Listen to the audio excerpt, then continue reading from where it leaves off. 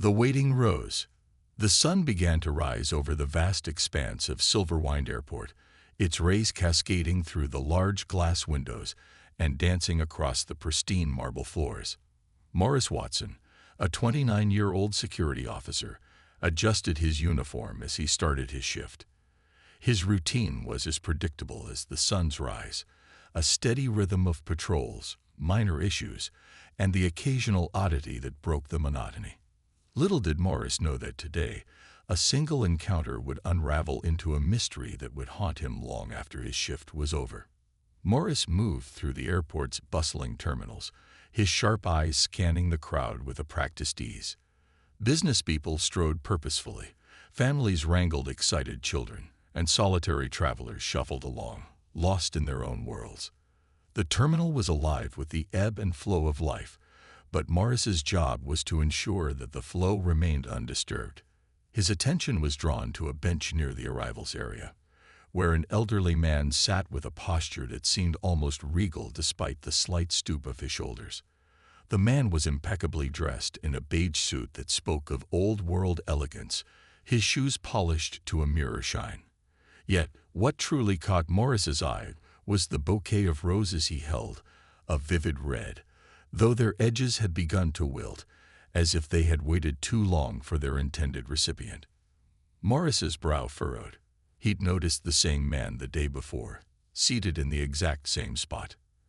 At the time, it hadn't struck him as unusual. After all, the airport was a transient place where people often lingered. But seeing him again, dressed in the same suit with the same bouquet, planted a seed of curiosity in Morris's mind. As he approached, Morris slowed his pace. The man's eyes were scanning the crowd with an intensity that spoke of anticipation, perhaps even desperation. There was something in his gaze, hope interwoven with worry, that tugged at Morris's instincts. The elderly man noticed Morris's approach and gestured with a faint smile, beckoning him closer. "Excuse me, young man," the old man began, his voice a warm baritone tinged with weariness. "Do you know when Flight 557 from New Orleans is set to arrive? I've been waiting, and I fear I may have missed it." Morris's professional demeanor softened. "I'm sorry, sir, but I don't have the flight schedules memorized. You can check the arrivals board over there, though." He pointed toward a digital display flashing rows of incoming flights. The man nodded politely but didn't move to check the board. "Thank you," he said, his fingers tightening ever so slightly around the bouquet. "I wouldn't want to miss her." Her. The single word carried a weight that lingered in the air. Morris hesitated, his curiosity mounting. "If you need help finding someone, let me know. I'm happy to assist." The old man's smile deepened, though it didn't reach his eyes. "You're very kind, young man. But no, I'll wait here. She'll come. I'm sure of it." Morris nodded and moved on, though his thoughts lingered on the peculiar encounter. Throughout his shift, the image of the elderly man sitting with his roses stayed with him. Something didn't add up. Airports were chaotic places, but this man exuded a calmness that felt at odds with the whirlwind around him. It was as though he existed in a bubble, separate from the thrumming energy of the terminal. When Morris's shift ended, he found himself passing the arrivals area again. The crowd had thinned, replaced by the golden hues of the setting sun streaming through the glass windows. The elderly man was still there, in the same spot, the bouquet now drooping slightly in his lap. His once vivid eyes looked weary, his anticipation dimmed by the passage of time. Morris hesitated, torn between leaving the man to his solitude and stepping into a situation he didn't fully understand. Against his better judgment, he approached again. "Sir," he said gently, "did your guest arrive?" The man looked up, his expression flickering with a brief moment of embarrassment. "Not yet," he admitted, "but she will. I know she will." Morris nodded, unsure of what else to say. "Do you need anything? Water? Something to eat?" The man shook his head. No, thank you, but I'm fine. She'll be here soon." Morris left the airport that evening with a lingering unease. Driving home through the city's fading light, he couldn't shake the image of the man clutching his roses. Who was he waiting for?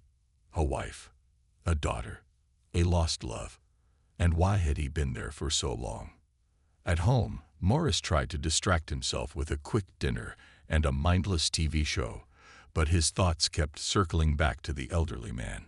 There was something deeply human about the situation, an unspoken story waiting to be uncovered. As he climbed into bed, Morris made a silent decision. If the man was still there tomorrow, he would find out more. The next morning, Morris arrived at the airport early, his usual indifference replaced by a strange sense of purpose. The arrivals hall was quiet, bathed in the soft glow of dawn. Morris's heart sank as he spotted the familiar figure on the same bench. The old man was slumped forward slightly, asleep, his head resting on a small travel pillow. The roses were still in his lap, their petals now wilted and drooping like the man's weary posture. Morris approached quietly, not wanting to startle him. As he stood there, he couldn't help but notice how vulnerable the man looked. For the first time, Morris wondered if he had family or someone who could check on him. This was no ordinary situation. Something was clearly wrong.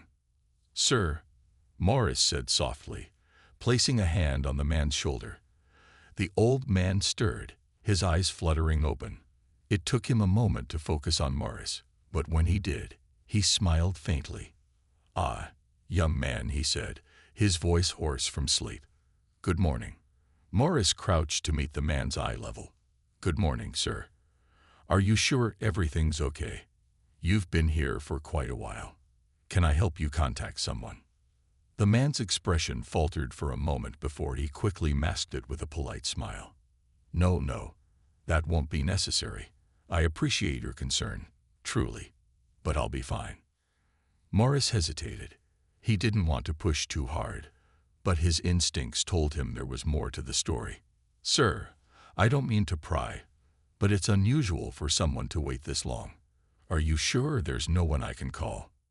The old man sighed, his shoulders sagging slightly. "You're a good man," he said, his voice softer now. "But there's no one to call. She'll come. She has to." Morris nodded, his concern deepening.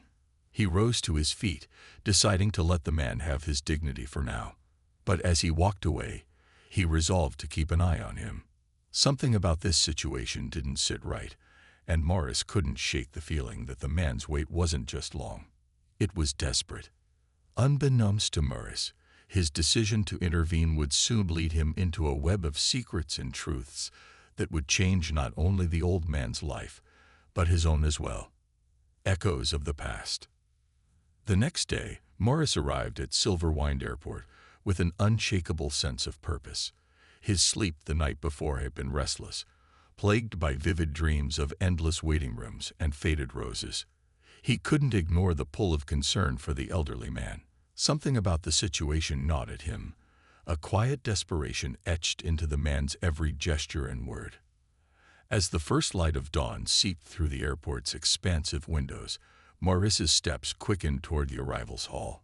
He wasn't surprised to find the old man there, seated in the same spot on the same bench. However, the sight that greeted him was more troubling than the day before. The bouquet of roses had deteriorated further, their petals shriveled and browning. The man himself appeared even more frail, his shoulders slumped, his head drooping slightly as if the weight of hope had begun to crush him. His suit, once pristine, now showed signs of wear, and his polished shoes bore scuff marks. Yet his hands still clung to the roses with a stubborn resolve. Morris approached cautiously, unwilling to startle him. "Good morning, sir," he said softly. The man lifted his head slowly, his eyes meeting Morris's.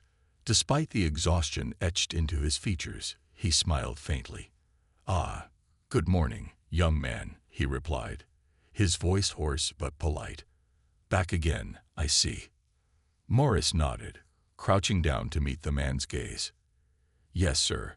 I wanted to check on you. Have you had anything to eat or drink? You've been here for quite some time." The old man shook his head, the gesture almost dismissive. "I'm fine, truly. I can't risk leaving, you see. She might arrive while I'm gone." Morris hesitated, weighing his next words carefully. "Sir, I don't mean to intrude, but you've been waiting for days. Is there anyone I can contact for you? Family? Friends?" A shadow passed over the man's face, and for a moment, Morris thought he might break down. But the man quickly composed himself, his grip on the bouquet tightening. "No, there's no one to call," he said, his tone quiet but firm. "I'm the one who must wait. She wouldn't know where to find me if I left." Morris sat down on the bench beside him, a gesture meant to convey solidarity rather than authority. "Who are you waiting for?" he asked gently. The man glanced at Morris, his expression a mix of hesitation and longing. "My granddaughter," he said finally, his voice trembling with the weight of the words. "Her name is Leela. She's supposed to meet me here. I promised her." Morris frowned, his concern deepening. "When was she supposed to arrive?"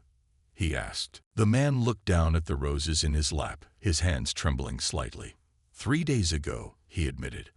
"But I'm sure there was a mistake. Perhaps the flight was delayed, or she missed it. Lila wouldn't forget. She knows I'm here." Morris's chest tightened at the old man's words. 3 days. The thought of anyone waiting for that long, especially someone of his age, struck a chord deep within him. "Do you have a way to contact her?" Morris asked carefully. The old man shook his head. "No phone," he said simply. "She said she'd find me here." Morris leaned back, his mind racing. The situation was more complicated than he'd thought.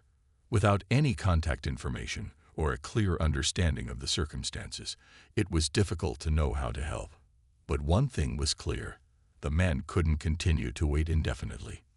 "Sir," Morris began, his tone measured, "if she hasn't arrived by now, it might be worth checking with the airline, or seeing if there's been any news. I'd be happy to help you with that." The man's gaze sharpened slightly, a flicker of defiance in his otherwise gentle demeanor. "No," he said firmly. "She'll come. I promised her I'd be here." Morris sighed inwardly, realizing that convincing the man to leave the airport would be an uphill battle. But he wasn't ready to give up.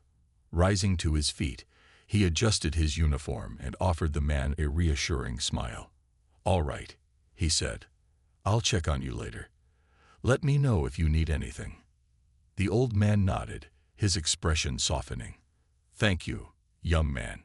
You're very kind." As Morris resumed his patrol, his thoughts remained fixated on the elderly man and his mysterious granddaughter. The story tugged at something deep within him, a blend of empathy and frustration. He couldn't help but wonder, what if the man had been forgotten? What if there was no granddaughter coming to meet him? During his lunch break, Morris decided to dig deeper. He approached the airline desk, explaining the situation to a young attendant named Sarah. "Is there any record of a passenger named Leela arriving or scheduled to arrive in the last few days?" he asked. Sarah frowned, tapping away at her keyboard.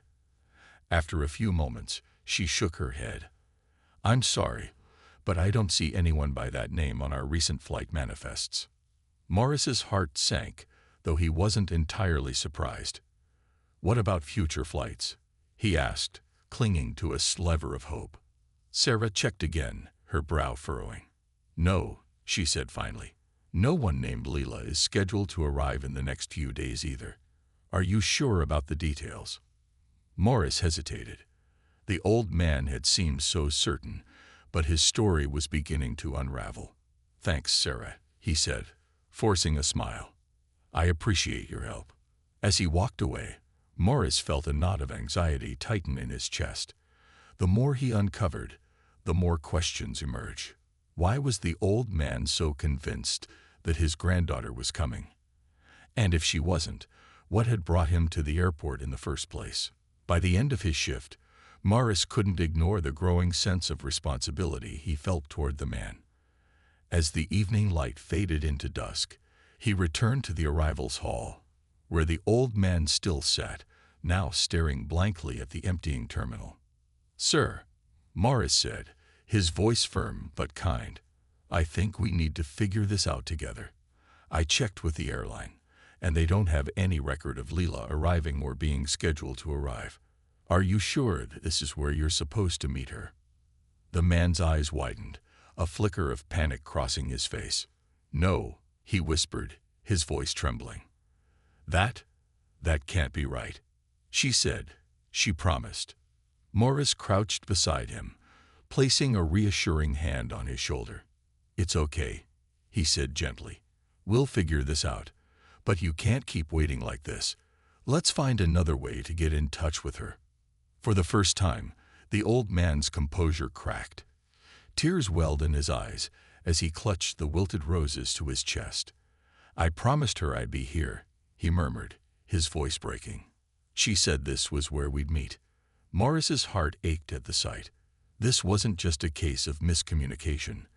This man was clinging to something far deeper, a promise that seemed to transcend reason. Whatever the truth was, Morris knew he couldn't walk away now. Let's take it one step at a time, Morris said softly. We'll figure this out together. As the man nodded, his resolve momentarily shaken, Morris felt the weight of his promise settle on his shoulders. He had no idea what lay ahead, but one thing was certain. This was no longer just a routine shift. Unraveling the mystery. The morning after Morris's emotional conversation with the elderly man, he arrived at Silverwind Airport with a renewed sense of urgency. He'd spent the night replaying every detail of their interactions, every nuance of the man's story. The conviction in the old man's voice, his refusal to leave the airport, and the mysterious absence of his granddaughter on any flight manifest. All of it pointed to something deeper, something Morris couldn't yet piece together. Walking into the arrivals hall, Morris wasn't surprised to see the old man still sitting in the same spot. However, what struck him this time was the palpable change in the man's demeanor. His once vivid eyes now seemed distant, as though the weight of waiting had begun to erode his spirit. The bouquet of roses lay limp in his lap, the petals almost completely withered. Morris approached him cautiously. "Good morning, sir," he said, his tone warm but laced with concern. The man looked up slowly, offering a faint smile. "Good morning, young man," he replied. "Still keeping an eye on me, are you?" Morris chuckled lightly, sitting down beside him. "Something like that," he said. "I just want to make sure you're okay." The man sighed, his hands tightening around the stems of the roses. "You're a good soul, but there's nothing to worry about. She'll come. I know she will." Morris hesitated, then decided it was time to push a little further. "Sir, I've been thinking a lot about what you said. About Leela. Can you tell me more about her?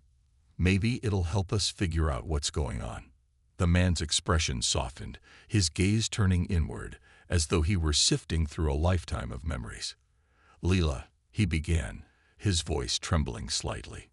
"She's my granddaughter, my light. It's been years since I last saw her, but she promised me we'd meet here. She said she'd find me." Morris leaned forward, his curiosity piqued. "When was the last time you spoke to her?" The man's brow furrowed, and for a moment he seemed lost in thought. "It was months ago, maybe a year," he said finally. "She called me out of the blue. Said she wanted to reconnect, to make things right. She asked me to meet her here, and I promised her I would." Morris frowned. "Did she say why she chose the airport? Why not meet somewhere else?" The old man shook his head. "No, she didn't. But it doesn't matter. A promise is a promise." Morris felt a pang of sympathy for the man's unwavering faith, but his gut told him there was more to the story. "Do you have a photo of her?" he asked. "Anything that might help us recognize her if she comes." The man reached into his jacket pocket and pulled out a worn leather wallet. From it, he retrieved a small, faded photograph. Morris took it carefully, studying the image. It showed a young woman in her 20s with curly hair and a radiant smile. She was standing beside a much younger version of the elderly man, her arm looped through his. "She's beautiful," Morris said, handing the photo back. "And she looks happy in that picture." The man nodded, his eyes misting over. "She was," he murmured, That was the summer she spent with me and her grandmother, the happiest time of my life. Morris hesitated before asking his next question. What happened after that? Why did you lose touch? The man's face clouded with sorrow, and he looked away. Family can be complicated, he said finally. Mistakes were made. Words were said that shouldn't have been. But I thought this was our chance to start over. Morris's chest tightened at the man's words. It was clear that this wasn't just about waiting for a flight. This was about redemption, about mending something broken. But if Leela hadn't arrived, and there was no record of her coming, then where was she? After their conversation, Morris decided to dig deeper. He couldn't stand by and watch the man waste away on that bench, clinging to a promise that might never be fulfilled. During his lunch break, he approached Sarah at the airline desk again. Sarah, I need your help, he said, leaning against the counter. This time, it's not just about flight records. Is there any way to check if someone named Leela has been in or out of this airport recently? Maybe she came but didn't make her flight. Sarah looked skeptical, but nodded. I can try, she said, pulling up a database. What's her full name? Morris hesitated. He didn't know her last name. Returning to the bench, he asked the elderly man for more details, then went back to Sarah. After a few minutes of searching, she shook her head. There's nothing, she said. No record of anyone by that name in the past year. Morris's frustration grew. If Leela wasn't here, then where could she be? And why would she have asked her grandfather to meet her if she had no intention of coming? That evening, as Morris prepared to leave, he noticed something different about the elderly man. He was no longer scanning the crowd with anticipation. Instead, he seemed to be staring into the distance, lost in thought. Morris approached him one last time before clocking out. Sir, he said gently, sitting down beside him. I need to ask, are you sure Leela would want you to wait like this? Maybe something happened, something beyond her control. The man didn't respond immediately. When he finally spoke, his voice was barely a whisper. I don't know, he admitted. But what if she needs me? What if she's counting on me to be here? Morris felt his throat tighten. He didn't have the heart to suggest that Leela might never come. Instead, he placed a reassuring hand on the man's shoulder. We'll figure this out, he said. I promise. That night, Morris couldn't stop thinking about the man and his faded photograph. Something about the story felt off, as though there was a piece of the puzzle missing. Lying in bed, he stared at the ceiling, his mind racing. He thought about his own family, about the connections that sometimes frayed and broke under the weight of time and circumstances. What if Leela's absence wasn't a choice? What if she couldn't come? A sudden idea struck him. Sitting up, he grabbed his phone and began researching local news archives. If Leela had been involved in an accident or something similar, there might be a record of it. He typed her name into the search bar and hit enter, his heart pounding as he waited for the results to load. Several articles popped up, and Morris's stomach sank as he clicked on the first one. It was dated nearly a year ago and described a fatal car accident involving a young woman named Lila. The photo in the article matched the one the old man had shown him, a vibrant young woman with a radiant smile. Morris's hands trembled as he read the details. Leela had died instantly, leaving behind a fractured family grappling with grief. The article mentioned no plans for a funeral or memorial, only a vague statement from a relative. He stared at the screen, his mind reeling. If Leela had passed away, then who had called the elderly man and asked him to meet her? Was it a cruel joke? A misunderstanding? Or was there something more to this story? One thing was clear. Morris couldn't keep this to himself. Tomorrow, he would have to tell the old man the truth, no matter how painful it might be.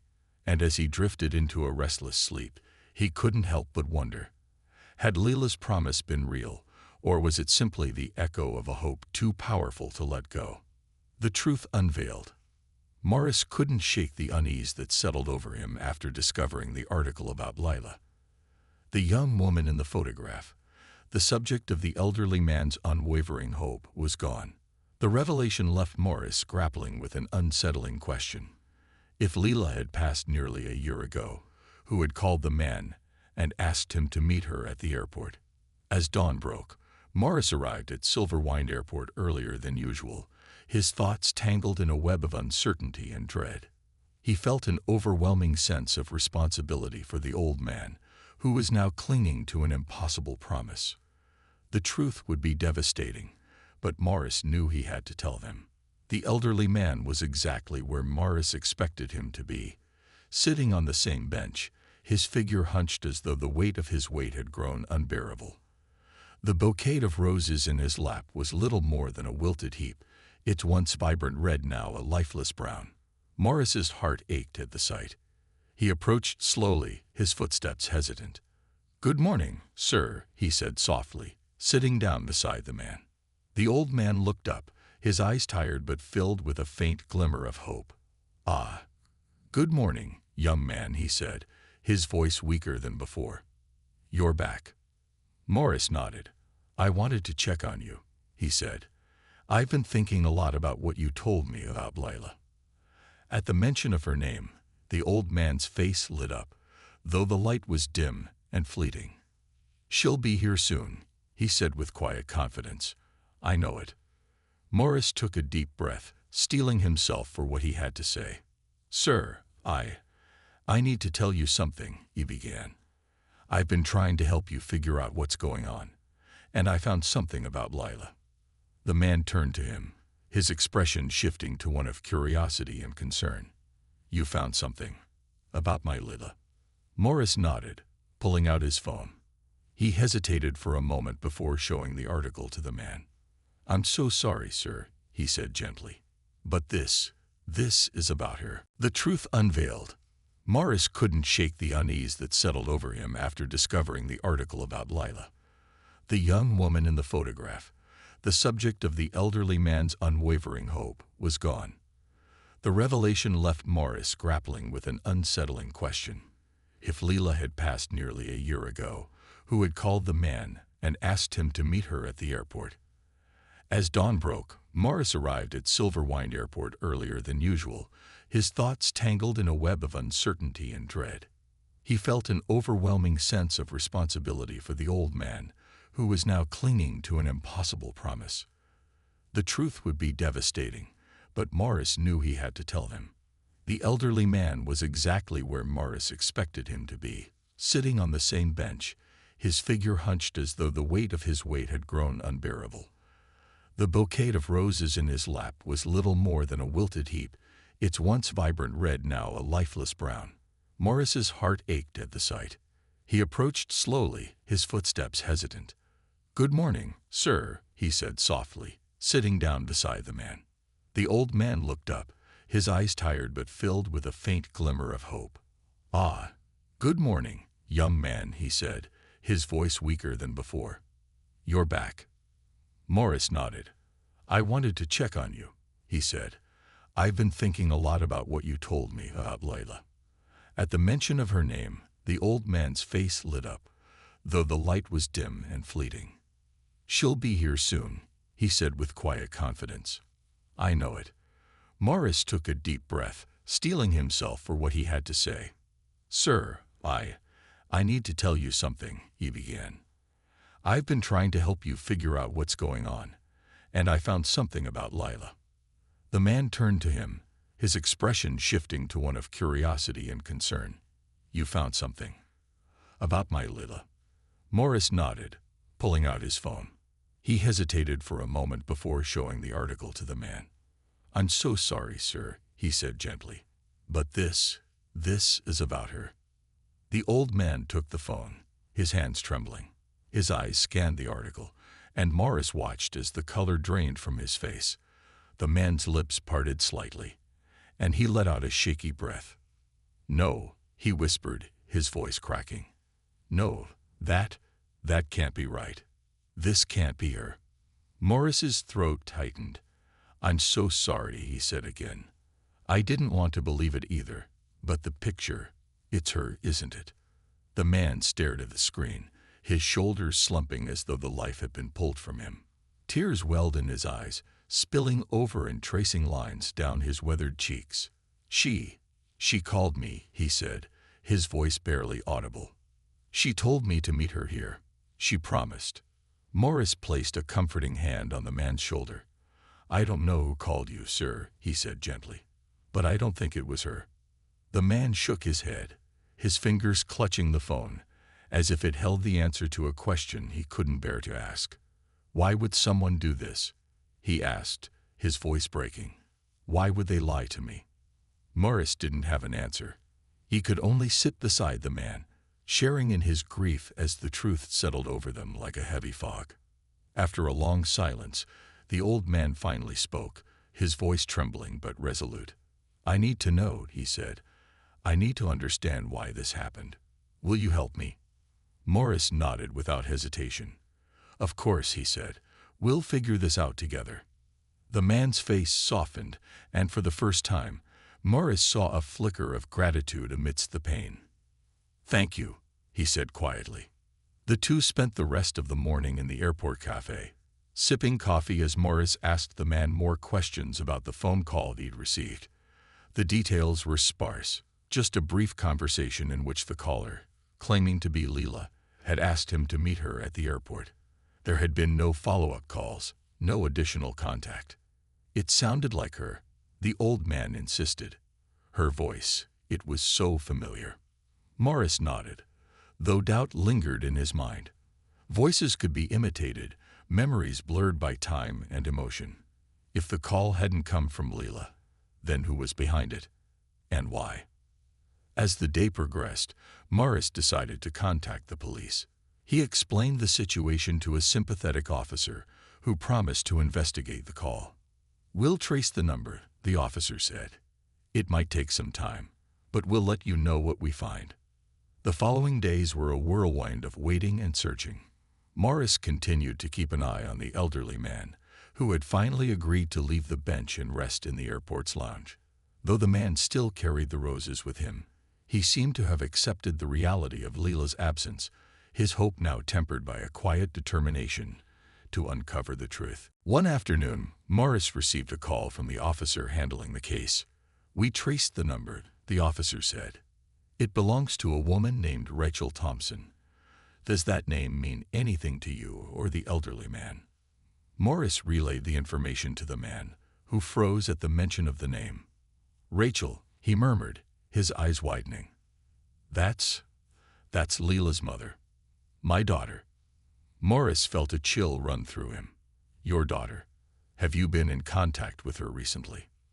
The man shook his head, his expression a mix of confusion and sorrow. Not for years, he admitted. We had a falling out after Leela left. She blamed me for everything. Morris's mind raced. If Rachel had been the one to make the call, what was her motive? Had she wanted to reunite with her father, or was there something darker at play? That evening, Morris accompanied the old man to Rachel's address, provided by the police. The house was modest, tucked away in a quiet neighborhood. The man hesitated at the door, his hands trembling as he raised them to knock. When the door opened, a woman in her 50s stood before them, her face pale and her eyes red-rimmed, as though she'd been crying. She stared at the man, her expression a mixture of shock and guilt. Dad, she whispered, her voice breaking.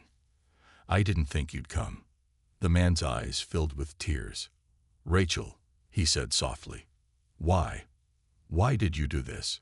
Rachel stepped back, gesturing for them to come inside.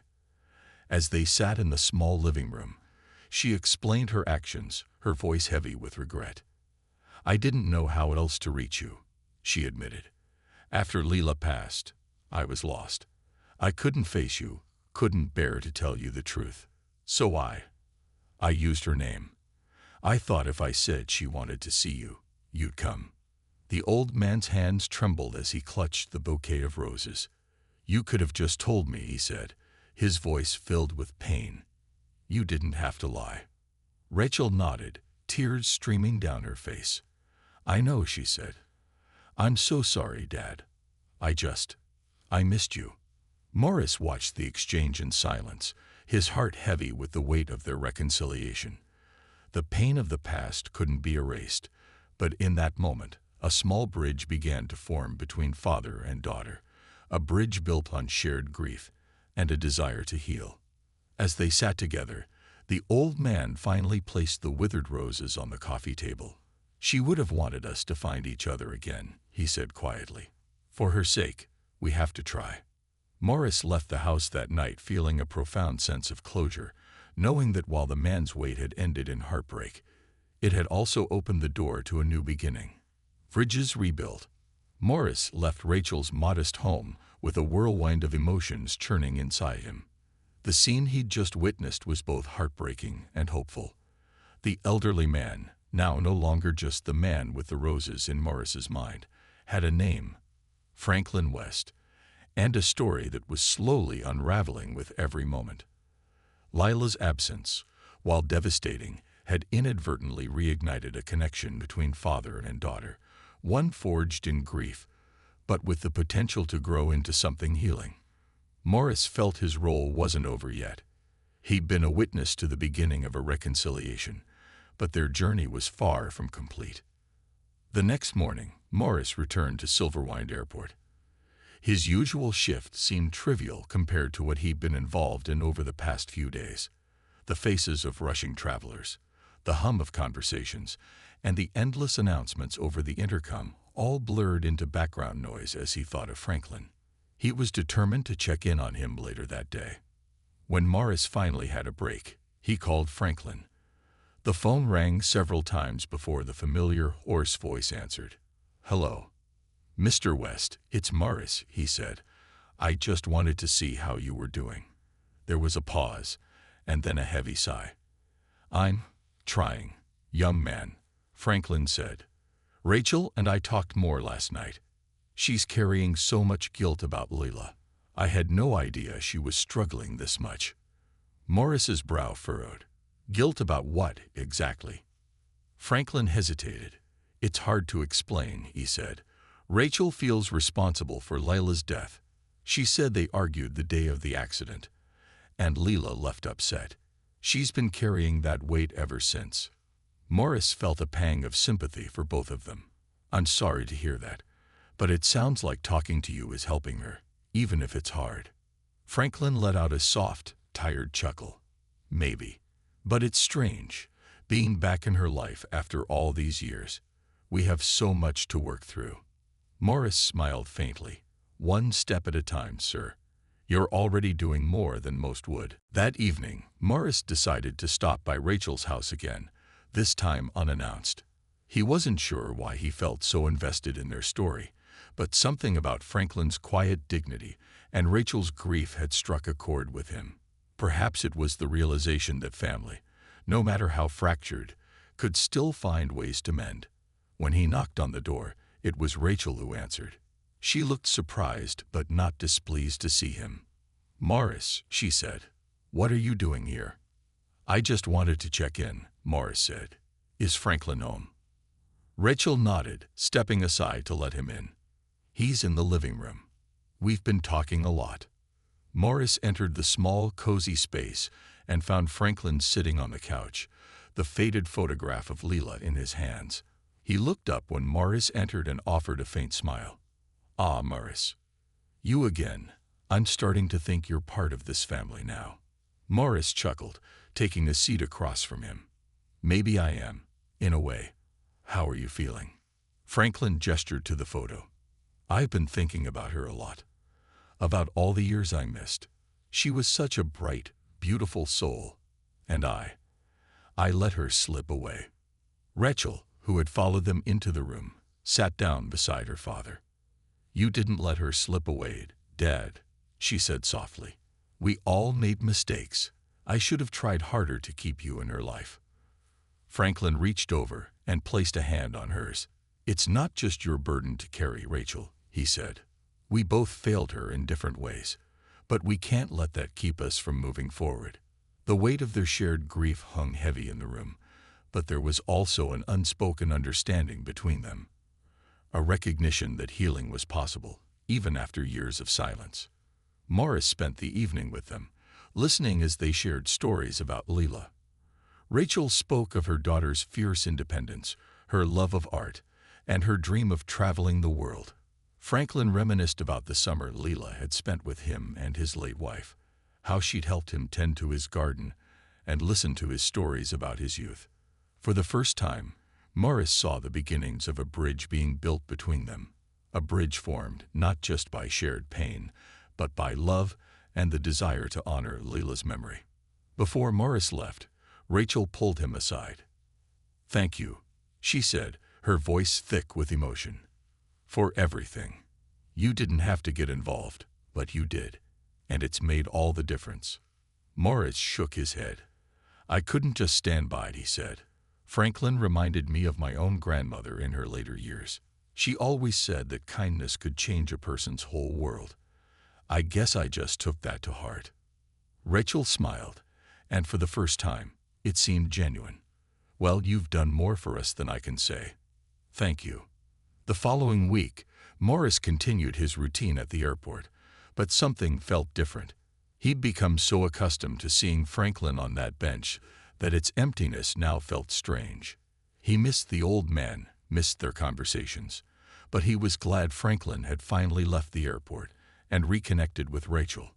One day, as Morris was finishing his shift, he received a call. It was Franklin. "Morris," he said, his voice lighter than Morris had ever heard it. "I wanted to tell you something." "What's that?" Morris asked, smiling. "Rachel and I are working on a memorial for Leela," Franklin said. "Something simple, but something that will honor her. We thought it was the least we could do." "That's a beautiful idea," Morris said. "How can I help?" Franklin chuckled. "You've already done more than enough, young man. But I'd like you to come. You were part of this journey, whether you meant to be or not." Morris felt his chest tighten with emotion. "I'd be honored," he said. The memorial took place in a small park near Rachel's home. It was a quiet, intimate gathering. Just Franklin, Rachel, a few close friends, and Morris. They planted a young tree in Leela's memory, its fragile branches reaching toward the sky, as though seeking the light she had brought into their lives. As Franklin placed the final handful of soil around the tree's base, he stood back and looked at it with a mix of sadness and pride. "She would have loved this," he said. "She always loved trees." Rachel stepped beside him, placing a hand on his arm. "She would have loved that we're here together," she said. Morris watched them, his heart swelling with a sense of fulfillment. This journey, while painful, had brought them back to each other. It had reminded him of the power of connection, of the ways even the smallest acts of kindness could ripple outward and create profound change. As the sun dipped below the horizon, casting the park in a warm golden glow, Franklin turned to Morris. "Thank you," he said, his voice steady. "For everything." Morris smiled. "You don't need to thank me," he said. "You did the hard part." Franklin nodded, his eyes glistening with unshed tears. "Maybe, but I couldn't have done it without you." As they stood together beneath the young tree's spreading branches, Morris realized that he, too, had been changed by this journey. In helping Franklin and Rachel find their way back to each other, he'd rediscovered something within himself, a reminder of the importance of compassion, resilience, and the unyielding power of love. A new chapter. The weeks following Leela's memorial were transformative for everyone involved. The tree planted in her memory stood as a living testament to her vibrant spirit, a constant reminder of love, healing, and the power of family. For Franklin, it became a place of quiet reflection, a sanctuary where he could remember his granddaughter and find solace in the connection he was rebuilding with Rachel. Morris, however, was still processing the role he had played in their journey. Though he hadn't known Leela, her story had left an indelible mark on him. He felt a deep sense of responsibility, not just for Franklin and Rachel, but for the countless others he encountered in his daily life at the airport. Every face, every story held potential, an opportunity to make a difference, no matter how small. One quiet afternoon, Morris found himself back at Silverwind Airport, where his journey with Franklin had begun. The bench where Franklin had once sat for days with his bouquet of roses was now empty, but it no longer felt lonely. Instead, it stood as a symbol of perseverance, a reminder that hope could endure even in the most unexpected places. As Morris completed his rounds, his phone buzzed in his pocket. It was Franklin. "Hello, Mr. West," Morris greeted warmly. "How are you?" Franklin's voice was steady but carried a hint of excitement. "Morris, I have some news," he said. "Rachel and I have been talking a lot since the memorial. We've decided to take a trip together, to visit some of the places Leela always dreamed of seeing. It's something we feel we need to do, for her and for us." Morris smiled, his chest swelling with pride. "That's wonderful, Mr. West. I think she'd love that." Franklin chuckled softly. "I think so too. And Morris, we couldn't have come to this place without you. You reminded me that it's never too late to reconnect, to try again." Morris leaned against the railing overlooking the bustling terminal below. "I think you reminded me of that too," he said. "Sometimes we all need a little push." The following weekend, Franklin and Rachel invited Morris to dinner at Rachel's home.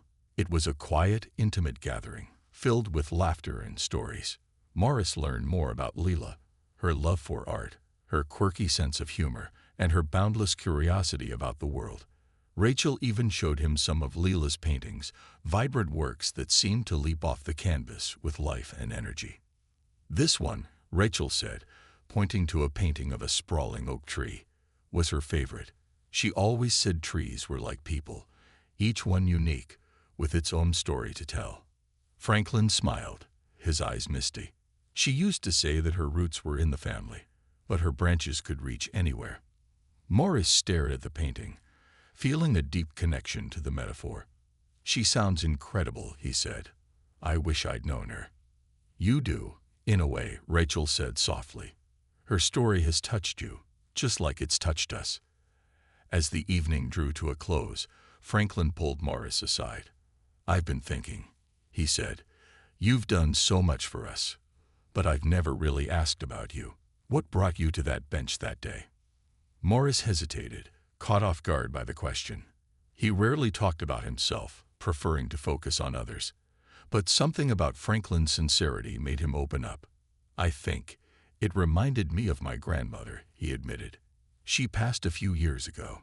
She was my best friend, really. I used to visit her every week, but in her last years, she felt so alone. I always wondered if I could have done more." Franklin placed a hand on Morris's shoulder, his grip firm but gentle. "You've done more than enough," he said. "Not just for me, but for everyone you meet. You have a gift, Morris. Don't ever forget that." Morris nodded, his throat tight. "Thank you, sir. That means a lot."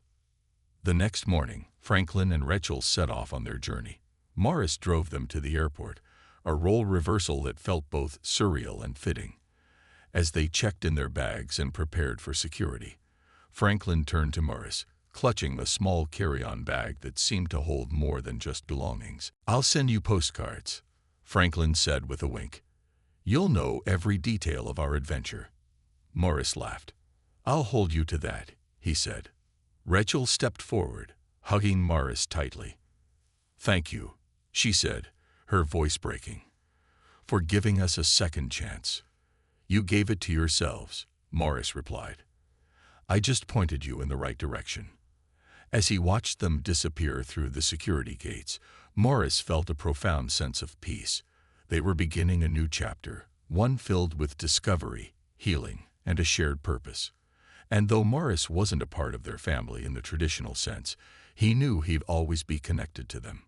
Over the following weeks, Morris received regular updates from Franklin and Rachel. Photos of Parisian streets, Venetian canals, and the rolling hills of Tuscany filled his inbox, each accompanied by a note of gratitude. For Leela, one message read, attached to an image of Rachel and Franklin standing beneath a towering oak tree. "Her roots are branches." Morris printed the photo and placed it on his desk, a reminder of the journey they'd all taken together. It wasn't just about finding closure. It was about moving forward, about planting seeds of hope in even the most barren soil. Months later, Morris found himself sitting on the same bench where he'd first met Franklin. The airport bustled around him, but for once, he wasn't in a rush. He watched the travelers pass by, each one carrying their own stories, their own journeys. As he sat there, a woman with a suitcase approached him. "Excuse me," she said, "do you know where I can find the arrivals board?" Morris smiled, standing to point her in the right direction. "It's just over there," he said. "But if you need help, let me know." The woman thanked him and hurried off, leaving Morris alone once more. He leaned back on the bench, his smile lingering. Somewhere out there, Franklin and Rachel were still traveling, still healing, still honoring Leela's memory. And somewhere within himself, Morris felt the quiet satisfaction of knowing that he had played a part in their story, a story that, like all the best ones, didn't really have an ending, just a new beginning.